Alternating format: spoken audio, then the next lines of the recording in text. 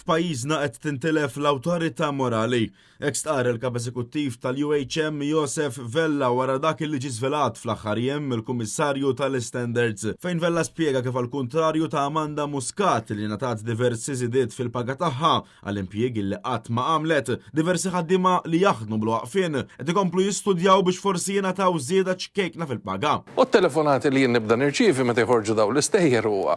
Ġifieri aħna biex ħadna 2000 euro ridna nagħmlu kors ta' level 5 tad-diploma. U ħaddieħor ma jagħmel xejn, għad-direttura ma jmurx ukoll għax-xogħol u jieħu 70,000. U meta jiġri hekk tintilef il-leġittimità, l-awtorità tajjeb morali biex inti tmexxi. Waqt il-programm Net Live u stqar li meta l-gvern jitlef l-awtorità morali din issarraf f'nuqqas stazzjoni. Kriżi tal-leġittimità meta titlef għadek bil-poter legali, imma titlef l-awtorità li timplementa, tinforza dik it-tip ta' awtorità.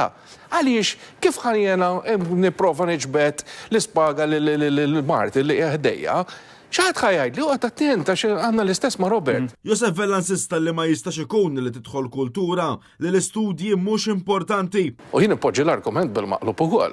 Jekk dawk li għandhom żewġ A-levels ħaqhom jieħdu 70,000, mela ħara x'għandna tan-nies li maħniex intuhom 70,000.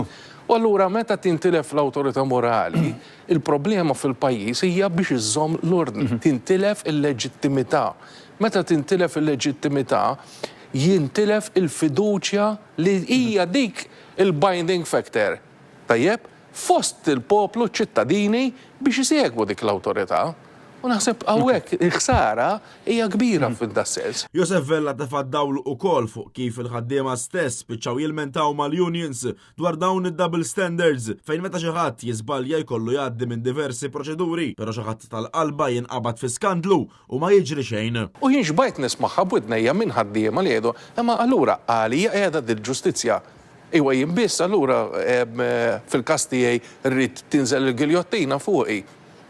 Għaliex il-nies biex jirrispettaw l-awtorità irridu jaraw ċertu fatturi. X'inhuma?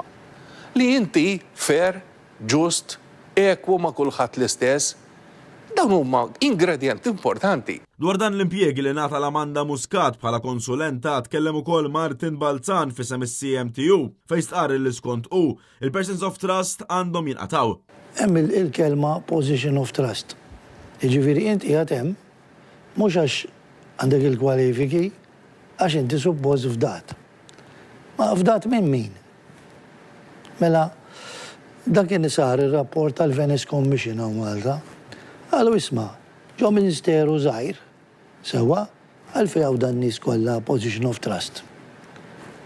Position of trust jiġifieri il-kwalifiċi ma japplikawx. Inti l-importanti li tkun leali. Ħafna drabi mhux għax tkun leali għax tkun jesmen.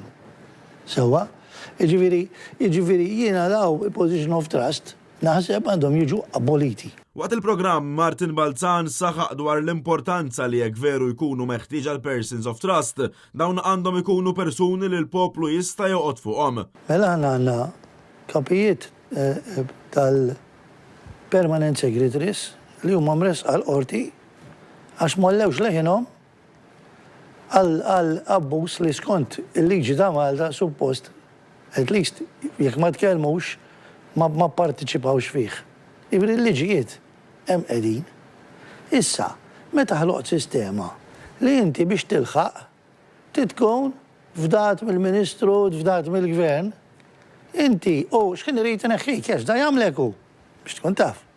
U x'kien irid ineħħik. Martin Balzan temm jgħid li n-nies li huma mlaħqin fiċ-ċivil għandhom ikunu nies li jistħoq ilhom ikunu hemm u li jgħidu le meta jkun hemm bżonn mhux jaħdmu fil-biża' għad-detriment tal-poplu.